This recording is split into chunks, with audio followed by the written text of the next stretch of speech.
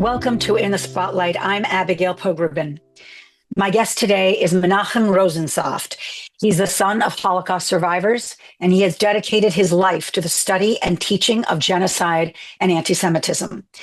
He is the founding chairman of the International Network of Children of Holocaust Survivors, and he chairs the advisory council of the Foundation for Memorial Sites in Lower Saxony, Germany. Menachem was appointed to the United States Holocaust Memorial Council by Presidents Bill Clinton and Barack Obama, and he was awarded the Dr. Bernard Heller Prize by the Hebrew Union College Jewish Institute of Religion in recognition of his decades of work on behalf of the Jewish people. Menachem is an attorney, a human rights activist, and a professor of law at Cornell and Columbia Universities. He is the editor of God, Faith, and Identity from the Ashes, Reflections of Children and Grandchildren of Holocaust Survivors. And he's the author of Poems Born in Bergen-Belsen. His most recent book, which we will talk about today, is called Burning Psalms, Confronting Adonai After Auschwitz. It was published in April 2025. Welcome to the broadcast, Menachem. It's great to be with you. Thank you very much for having me. So this is a beautiful book. It is a difficult book of poetry, if you'll allow me to call it that. I just want to first understand the why of taking on essentially sacred text and reimagining it. I know you yourself have said there was something chutzpahdik in writing new psalms. I think you've really pulled off an extraordinary contribution to the canon, but it's not an obvious leap to take. So help us understand the impetus. Well, as you know, I am a son of two survivors of Auschwitz and Bergen-Belsen, the Nazi death and concentration camps. And my parents' entire respective families were murdered during the Holocaust, including, and that has been the haunting image of my life, my mother's son, 5.5-year-old son from her first marriage, little boy named Benjamin, who was killed upon their arrival at Auschwitz, together with my mother's parents and her first husband.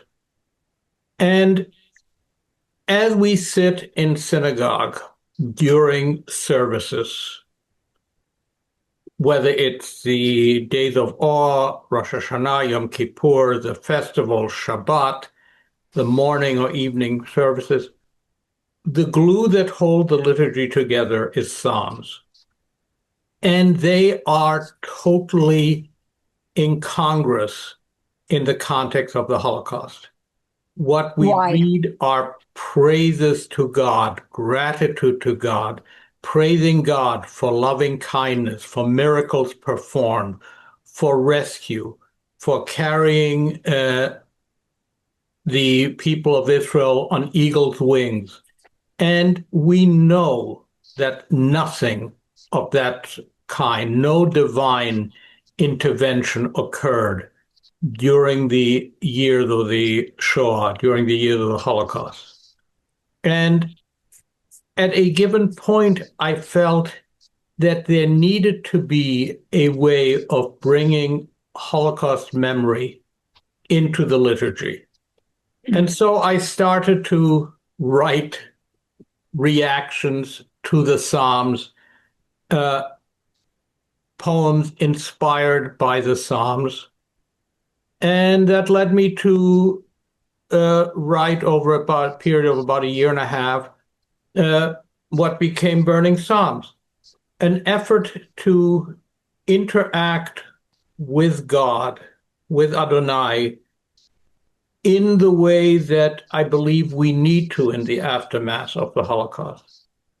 If we continue to believe in God as Avinu Malkeinu, our parent and our sovereign, we also, I believe, have an obligation to express our grievances, to express our anger, to express our pain to God directly.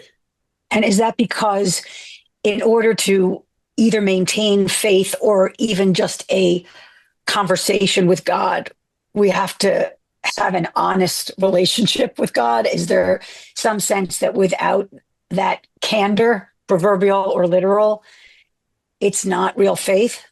Absolutely. I mean, the idea that it has become a bit of a cliche of speaking truth to power, but if God is the ultimate in power, we have an obligation to speak with complete candor, with complete truth. And in the wake of the Holocaust, this truth cannot ignore the fact that the most horrific genocide occurred, that millions of people were murdered. And we cannot simply proceed as if nothing had happened and go on with our liturgy, with our services. And my problem has always been that other than on Yom HaShoah, Day of Holocaust Remembrance, or maybe the martyrology for those who stick around long enough on Yom Kippur, there is no mention of the Holocaust. There is absolutely no reference to it. And it was one of the watershed events of Jewish history. And it's not like Jewish liturgy has been stagnant for thousands of years. There have been additions. Sometime in the 7th or 8th century of the Common Era, someone somewhere wrote Kol Nidre, and it became part of our liturgy. Somewhere in the 15th century, 16th century, after the expulsion from Tzfat, a Kabbalist in Tzfat, after the expulsion from Spain, a Kabbalist in Tzfat wrote a prayer called Yedid Nefesh, and it became integrated. In 1948, in September of 1948, the then Ashkenazi chief rabbi of Israel, of the newly created state of Israel, Rabbi Yitzhak Halevi Herzog, the grandfather of the present president of Israel, composed a prayer called Avinu Shebashamayim, our Father who is in heaven, for the state of Israel and the soldiers of Israel. He gave that to be edited by his close friend and not yet Nobel laureate, Shai Agnon. And this prayer is now part of every service, modern Orthodox, conservative, Reform. And I believe that we need to have a similar awareness of the Holocaust in our liturgy in order to carry the memory forward. Integrated into our worship. I just want to read one of them, and I'm going to ask you also to read a couple, but there's 150 total. Am I correct? Yes. And this is Burning Psalm 8. What might, what glory did you find in a child starving on a ghetto street, Adonai? Look at the mother, cradling her infant son in her arms, still trying to comfort her daughter, even while choking on Zyklon B. Was there rising to your heavens as smoke also the work of your hands? And how did giving the killers dominion make your name majestic? It's, again, shattering. I'm hearing, in a sense, a reckoning with some pieces of what the actual language in the psalm, and almost having a dialogue with it or pushing against it. Maybe you can address that psalm in particular, but what was your sense of kind of having a dialogue or conversation with these ancient texts? Well, I believe that the language in the original needed to be adapted, needed to be molded, and needed to be transposed into the present so that whoever reads them understand that they are in fact connected to the original biblical text, and they are a pushing against them in many cases, an awareness that what we read in the biblical text is not what we would be saying today if we speak to God today, if a psalmist were to write them today de novo. And I think that's our obligation. To some extent, we have to deal with a very serious issue. For the past 80 years, we, the Jewish community, the Jewish people, all of us, including the children and grandchildren, descendants of the survivors, have allowed the survivors to carry the burden of bringing forward their memory, Holocaust memory, to us. That window is closing, and we need to make sure that we transmit Holocaust memory in whatever form we can into the future so that it is real, that it is not just a tagline somewhere. And that's what I'm hoping my sound will accomplish. Can you speak personally about, excuse me, your parents' faith and how you observed it, witnessed it as a child, and then even as an adult? How did they emerge essentially from the flames in terms of their belief? My parents came from Hasidic families.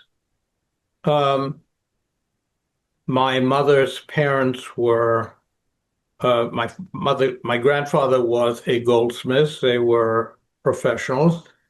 My father's parents were more traditionally Hasidic. They themselves, after the Holocaust, were not especially observant, but they remained very traditional, but with interesting wrinkles. For example, in the grace after meal, in the Birkat HaMazon, there is a phrase from a psalm: I was young and I became old, and I have never seen a righteous man forsaken or his children begging for bread. My father refused to say those words ever after 1945 because he said it's not true. He had seen too many righteous people forsaken. He had seen too many of their children not just begging for bread, but starving and dying of starvation. And that in a nutshell, my father was once asked whether he still believed in God after the Holocaust. So he said, look, I'm not going to hold the Ribbono Shel Olam, the master of the universe, responsible for Auschwitz, responsible for the Holocaust. But, he added, I'm not giving him any medals for it either. And that was really the approach. Bear in mind that many of the survivors, my parents included, did not like either the term Shoah or the term Holocaust because it had a divine connotation, a divine fire, some kind of cataclysmic event. What they used, for the most part, especially in the years after the liberation, was the term Churban, the term destruction, which is used in connection with the destruction of the first and second temples, because, they said, this was a man-made cataclysm. It was a human cataclysm. The ones responsible were human beings. But in that, one needed to bring in the concept of faith, and to a large extent, that faith had been, if not destroyed, certainly shattered. But let me just ask for you, Menachem, where is your sense of God, betrayal, anger? I mean, obviously, so much comes through these beautiful poems, but we're kind of seeing you wrestle on the page. And I'm not so clear where you're coming out on this. But there are two very separate concepts. One is liturgy, one is theology. If we talk about liturgy, we have to deal with the word as written and then adapt to that ritual, to that particular process, which is why the Psalms are, in fact, a continuation of the biblical Psalms, of the existing liturgy. But that's not theology. The question of belief is a very different one. Mm-hmm. I don't believe any of us have the knowledge or capacity for knowledge of how God countenances him or herself, because we don't know. That is, what do you mean? How God countenances? We don't know. I mean, what is written, whether it's in the Old Testament, the New Testament, in the Quran, is a human conception of God. We have no idea what the divine presence really is. Or how God functions, essentially. Well, how God functions and how God exists. Look, I don't mean to make light of it, but the only or the major iconic conception of God that we have is in Michelangelo's ceiling in the Sistine Chapel. And there, the two fingers and the outstretched arm. But also as a white man with a long gray beard, holding out his hand, stretching out his hand to create Adam. And my sort of cynical question is, if God is indeed all-powerful, why would he or she make himself or herself to be like an old Jew?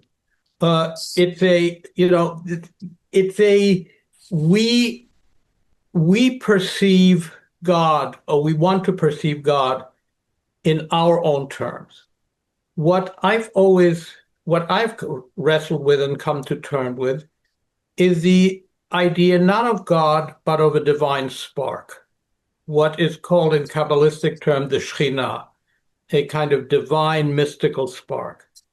And I believe that was indeed present during the years of the Holocaust. It was present within every Jew who helped another Jew in a ghetto or camp, who comforted a child on the way into the gas chamber, who told a joke or sang a song in a barrack in order to alleviate someone's pain, who shared a slice of bread that they needed but felt that someone else maybe needed more. And it was present. And it was present within every non-Jew who risked their lives to save or hide or help a Jew confronted with the horrors of the Holocaust. And that same divine spark was absent in the perpetrator. It was not there. Is it a solution? I don't know, but it's how I feel I can continue to believe that the divine force is one indeed of goodness, but it is a goodness that is not one that is a kind of supernatural divinity marionetteer that is pulling the strings. Yeah. I'm just going to read a few lines just because we're running out of time from Burning Psalm 16. My brother was only 5 years old, Adonai. Our mother taught him to love you, that you would not let him stumble, would not let him fall, that you would guide him, protect him, even through the night, and that you would not abandon him. That's just the beginning.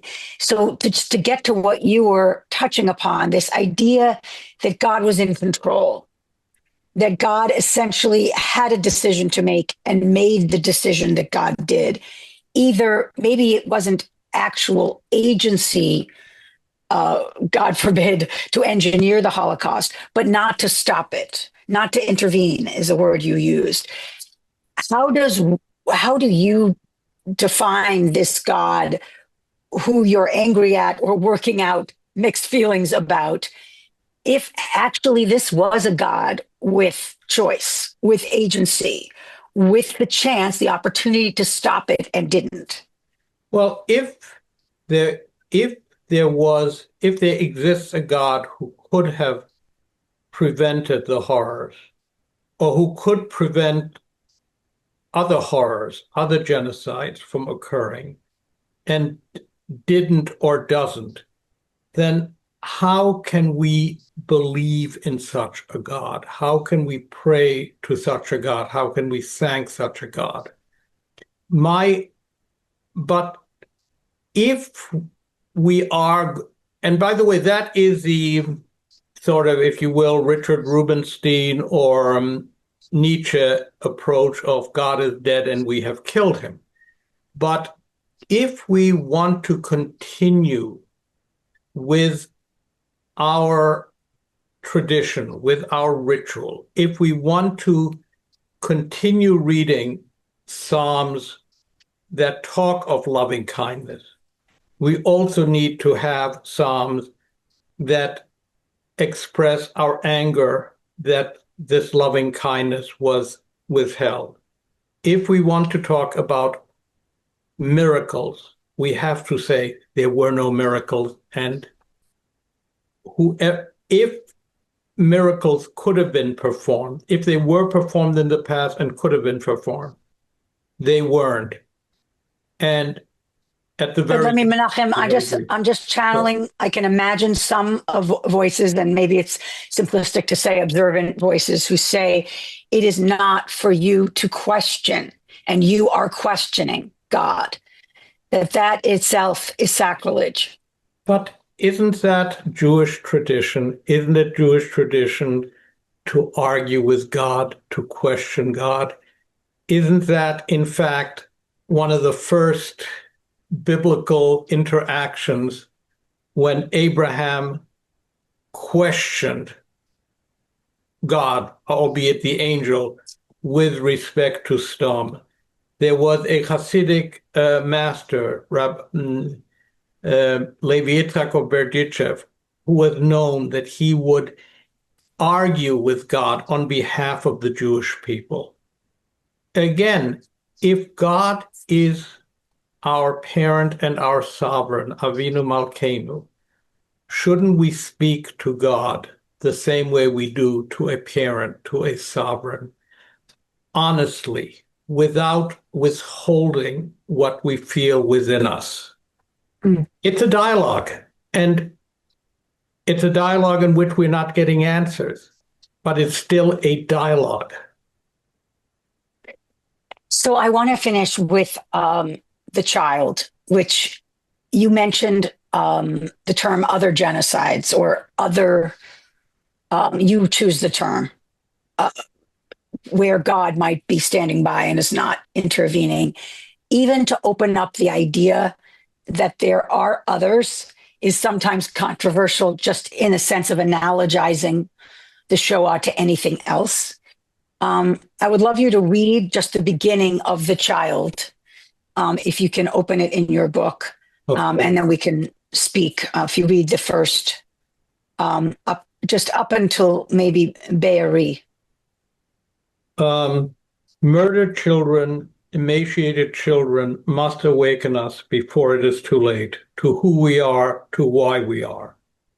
The starving child in the Warsaw Ghetto, Białystok Ghetto, Będzin Ghetto, was created in the same divine image by the same God, the same Adonai, the same Allah, at the starving child in Gaza City, Khan Yunis, Rafah. The dead child in Gaza City, Khan Yunis, Rafah, is cried over with the same tears by the same God, the same Allah, the same Adonai, as the dead child in Kfar Aza, Nachal Oz, Be'eri. Incredible. You can imagine this might cause some people discomfort or surprise. I find it essential that you're getting to the humanity in every innocent child. Was there any trepidation in including this one, writing this one? No, in fact, I felt it was critical because we cannot only look at the past. The Psalms deal with the Holocaust. My Psalms deal with the Holocaust, but we have a tragedy unfolding in Gaza. It is a human tragedy. It is a devastation. Children are dying. Civilians, women, elderly men are dying. And we cannot simply look and say, we only care if it affects us. And there is no difference, none, between a starving child during the Holocaust or a starving child in Gaza. There is no difference between a murdered child on October 7th in one of the Israeli kibbutzim or a child that is killed in Gaza. And we need to get back to understanding that that is the essence of our humanity. Thank you, Menachem Rosensaft.